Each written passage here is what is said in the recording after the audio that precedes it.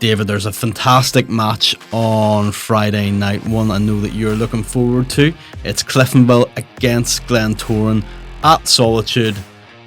For the Reds, it's been a really turbulent season because of things that are going on off the field rather than on the field. Played 9, won 3, drawn 2, lost 4, 6th in the table on 11 points, and their season has been topsy-turvy. Yeah. We said from the get-go that the difficulty for Jim has not been about recruitment, it has been about retention of players, not just this season, but last season. I watched them in the game against Bailie United, where they won sort of in the minutes of extra time, pulsating game, and did ever so well.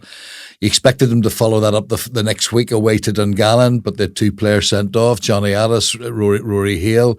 They were beaten, and then you sort of see at home against Portadown, where Portadown did to Cliftonville what Cliftonville did to Ballymena a couple of weeks back in terms of scoring in injury time. So they've had this up and down time. The players certainly will not use what's going on off the pitch as any form of an excuse. Neither would Jim Magilton. He'll not let that be an excuse. He will talk about what you've got to do on the pitch. That's where we are accountable.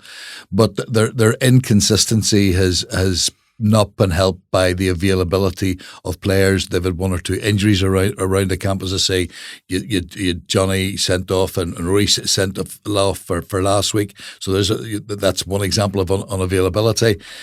But it has been a challenging time. I saw Cliftonville against Coleraine, and they were excellent on that day. They got a draw, and certainly thoroughly deserved their draw.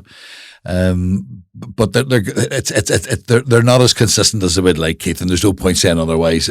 But they will see this as a big opportunity on Friday evening. Glentoran are flying. Glentoran are doing particularly well. Do you think the problems that Cliftonville are having off the field at the moment, obviously we know that the Toronto takeover hasn't been completed yet, it's in the balance, there's obviously a lot of discontent within the fan base and the membership with the current board, with the chairman and Kieran Harding. Do you think that sort of thing bleeds into the changing room and can become a difficult thing for the players? I think it can be used as an excuse, but Jim Magilton will not allow that to be an excuse. But in saying about Cliftonville Football Club, they are an excellent club, a members club. I've lost count of the number of times when I've gone and watched games. I've been warmly welcomed, and it's a proper football club. And yet, from what I can see, it almost seems to be tearing itself apart in striving to do what's best for the club. There seems almost to be like 3 elements. You've the members, you've the supporters, and you've got the board. And again, in terms of the investment group, I wrote about it several weeks back in my column and asked, that they would maybe do more, that they would be more open and transparent about what is going on. There's been nothing made public of late. To me, for example, Kieran Harding, an outstanding coach. He's also managed and in his other professional world, is in one of the highest positions. A man who has got all sorts of talents and abilities, and you would think would be perfect. And you look at for the role as chairman, and when you look at the other people around the club, and I just don't get it. I just wish, for the sake of all concerned, that this takeover would either be put up or shut up. I understand the frustration of supporters when they see other clubs pulling away, so to speak. I get that. And there is no doubt when you look at Cliftonville's history and heritage and what they've done and what they've done recently, they want to be up there battling and challenging, not just for cups, not just for a European position. They want to be challenged for leagues. They will talk about the days of Thomas Breslin. They will talk about the days of Martin Quinn. And they will point to that and look back and say, look how well our club has done. But, at this moment in time, there just seems to be the word turmoil. I don't think it's an overuse of the word. And I just wish sooner rather than later that things would be settled, because if there's an understanding about who's in charge, who's taking the club forward, that will immediately impact on Jim and on Jared Little, and in terms of what they can do with regards to not just recruitment but retention, and people have a clear pathway going forward. I just wish, for the sake of Cliftonville Football Club and all of those who truly love the club, that this is put to a bed and reaches a happy conclusion, which satisfies everybody. Well, historically speaking, or maybe in the recent years, Glentoran are sometimes the club where you have turmoil off the field. Not at the moment. They seem like they're in a really good place as a club. They got great money from the NI, or great news from the NI Football Fund. And on the pitch, things are going really well. Top of the league. Have you been impressed by what you've seen from Glentoran so far this season? I have. I've talked about it, whether it's been on television or radio. I've written about it, and I'll say about it again on this platform. For me, it's a different Glentoran this year. Declan Devine openly said that when he was going to bring players to the club, he had to work hard at changing the perception. There was questions that players wanted. Answers.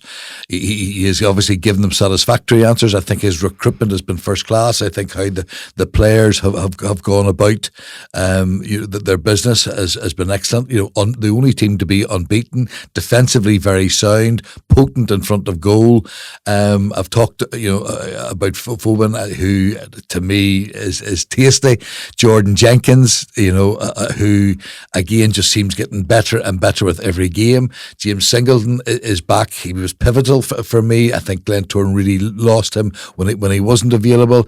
Jordan Stewart, who has come in and done tremendously well in terms of his contribution. You only think back to the last game away to Coleraine. That second half performance from Glentoran was a statement, an absolute statement.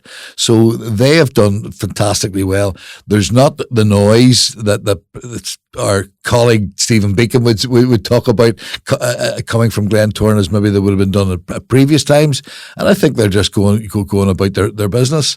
Cliftonville will very much want to respond to this inconsistency with regards to performance. They will say, well, what better challenge than the league leaders, the only unbeaten team in the league. But I would be surprised if Glentoran didn't come away with a victory on Friday night. I'm going to disagree with you. I think Cliftonville, after a poor performance and a poor result against Portadown on Saturday, they really need to dig in. They really need to get something from this game. And sometimes Cliftonville are at their best when their backs are against the wall. So I could see the Reds getting a draw out of this one. I could see that rationale, and part of me, and I'm not backtracking, would say, yep, I agree with you. I think just for me, when I reflect on the quality and the manner of the performance that Glentoran put in away to Coleraine, and I just sort of think where Cliftonville are at. Yes, they are best when they were down. They are down. They will come out and they will come out fighting. But with the defeat that they had, and the manner that the defeat to Portadown, there will also be that wee bit of a niggle in the back of the mind, that wee bit of doubt. If they can get that out of the road, if they come out and steamroll the way I've seen them do, then yes, I can see them getting a draw. I can see them winning. But when I'm looking at the stats and when I'm looking at Glentoran's last performance, I can't see them coming away without the 3 points. Thanks for watching BelTel Football. If you'd like to learn more about all things Irish League, don't forget to subscribe to the Belfast Telegraph YouTube channel.